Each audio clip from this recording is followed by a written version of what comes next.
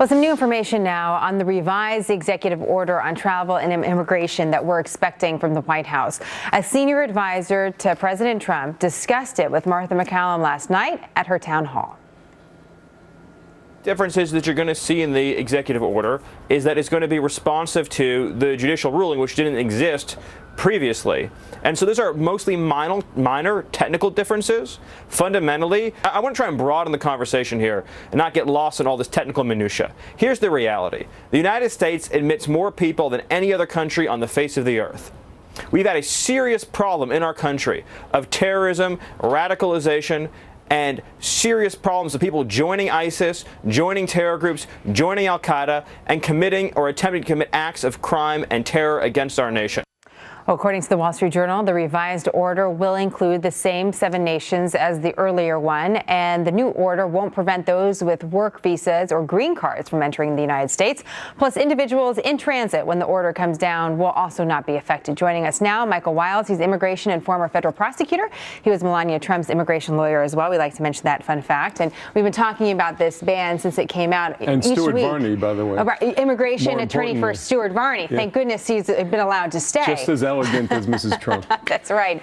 So what do you think about it? You were one of the first people on our program to say, listen, if there were some simple changes made to this travel ban, it would actually be allowed to stand legally. So what do you think so far of the slight changes that you're hearing? Well, first, I tip my hat to the president for actually trying to change it and make it better so it doesn't demonize or scare well-intended people. It will break the bank, no doubt, some of the other orders that we're seeing. But here, if they're going to allow dual nationals, green card holders, people with long-term work visas to continue coming to the United States, that's great. If they're going to allow Syrian refugees to continue to apply for asylum, that's even better. I likened ISIS to fighting pirates in the 1700s. We didn't stop taking refugees while this was going on. We shouldn't be closed. America's doors should be open, a safe harbor to those in need. We should be investing in young people. The DACA recipients, that's 820,000 young people in this country. Harvard law graduates, some of them are in our military, but for the grace of God and an act of their parent, they did nothing wrong. So the DACA issue, we're going to put it to the side just for a moment. I want to return to it because that has to do with some of the renewed guidelines that we saw from the Department of Homeland Security just yesterday. With this potential new travel ban that we're seeing, based on what you're hearing, do you think legally it would be allowed to stand, given the fact that the 7 countries that were in it to begin with and described as mostly Muslim would also continue to be the focus here? Right now, the theater is set where there's an ongoing litigation in the Ninth Circuit. No doubt people are going to say that that litigation should continue, and they're going to try to see whether or not they can knock out the new president's order. The order will be improved upon, and I'll opine if asked back at that time to see whether or not it has been improved. I think including green card holders, dual nationals, long-term visa holders is a step in the right direction as the president wants to vet people and is genuinely returning on a promise to deport criminals and laws on the books that need to be enforced. That said, we want to make sure that we don't close America's doors, those golden doors that historically have distinguished us from the nation. Now, I want to go back to something we discussed a few weeks ago, and that's the timing. As we're sitting here, there have been more headlines coming in over the last several days about continued pressure on places like Mosul, like Raqqa. And we had our Department of Homeland Security Secretary say the next several weeks are very crucial, the next several months, because as these terrorists feel the pressure, the diaspora is going to happen, and they have papers to travel. What about the timing in all of this? How do you see it over the next 6 months working out?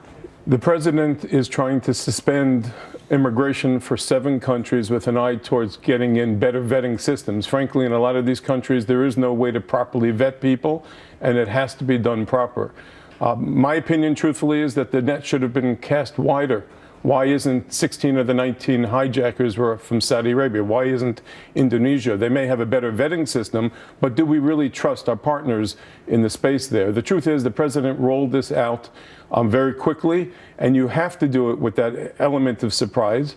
But we have to make sure it's a temporary ban, that America's doors reopen properly to business, for commerce, and for weddings and marriages. And that's the understanding that we have, that it is going to be temporary, but we'll wait and watch. You brought That's up right. something really important, which is the fact that we have these, again, renewed guidelines that we're seeing on immigration when it comes to those that are in the country illegally. And what this new guidelines have suggested is there is a wider net to go after the people that are here breaking the law. That's right. You have some issues with this based on what you're seeing in your own work. What do you see as some of the red flags? They're going to get 10,000 new agents, customs, ICE, new badges, lots of guns. But are they doing any judges? We have only 300 immigration judges. They're going to bog down the courts. This will bust our vault, if you would.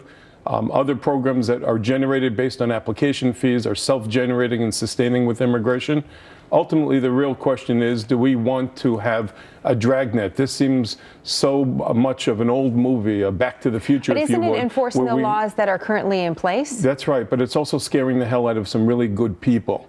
And, you know, we have a lot of nationals of Pakistan and India and a lot of people now that are getting caught up. ICE goes into a restaurant. They're looking for somebody. They're also going to inspect patrons within the face of the restaurant who are in the place so that they're not accused of selectively targeting people. This happens on occasion.